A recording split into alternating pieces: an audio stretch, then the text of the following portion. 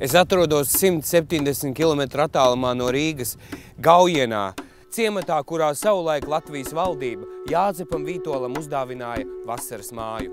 Vēl nesen šeit brauca Opel Omega, bet kā redzam, palūdeņi ir pārņēmuši visu.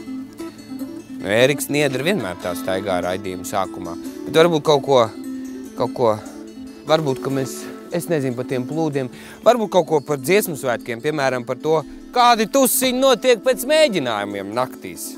Tur arī plūdo kaut kas cits.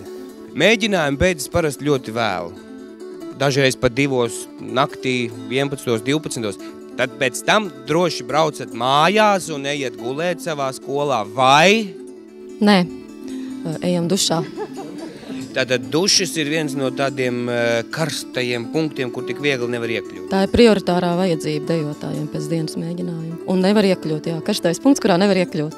Un cik ilgi nākas gaidīt? Vai, neatceros. Tur jau visāds viltības tiek īstenotas un visādi tādi gājieni. 2 reizē vai pa vairākiem. Jā. Ir arī, kas nemazgājas nedēļu. Tagad jau mitrā salvetes var nopirkt apslaukās un laiž tālāk. Bet vai jums kādreiz ir izdevies pēc dejošanas sasēžas autobusā un aizlaidīs nopeldēties? Laura, tu noteikti vari par šo pastāstīt.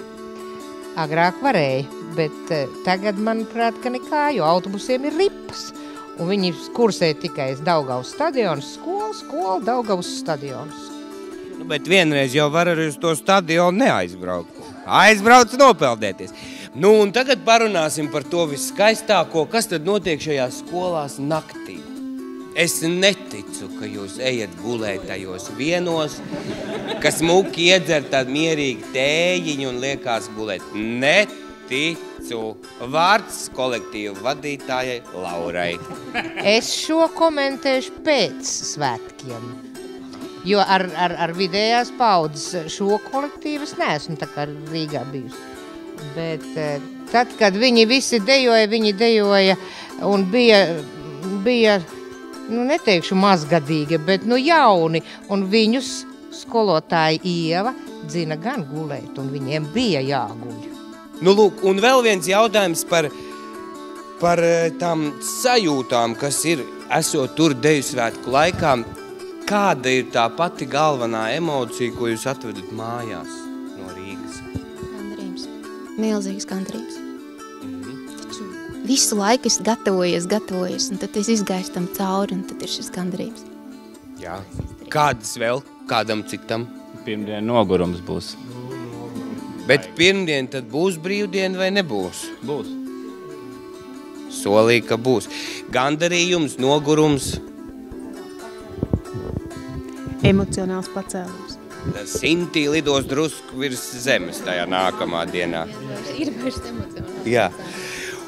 Labi, Tad, kad dejo, ir tāds es sajūtu milzīgu enerģiju no tiem cilvēkiem visiem, kas dejo un parāda skatītājiem, iedomājas, kā tur ornamenti stāv laukuma atplauks, un ka to mēs varam izdarīt, jā, un ka tas tik forši izskatās. Citiem tāda enerģija un tāds spēks iekšā ir.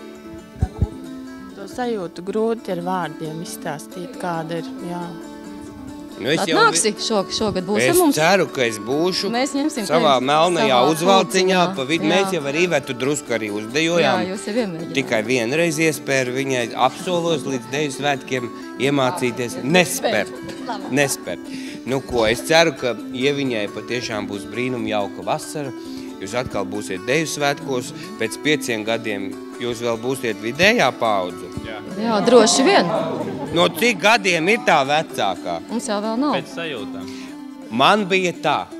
Tad, kad sāku dejot tajos 6 vai 7 gados, atnācu te uz kultūras namu izlikts, uzņemtos dejotājs rakstīts. Bērnu, vidējā paudze un senioru. Aizgāju mājās, mammai prasīja, man laikam jāiet uz to vidējo paudzi, ja? Viņa teica, vēl ne. Bet ir tas laiks pienācis, ka es varētu pievienoties vidējās paudzes deju kolektīvam. Lai jums veiksmīga vasara un turieties!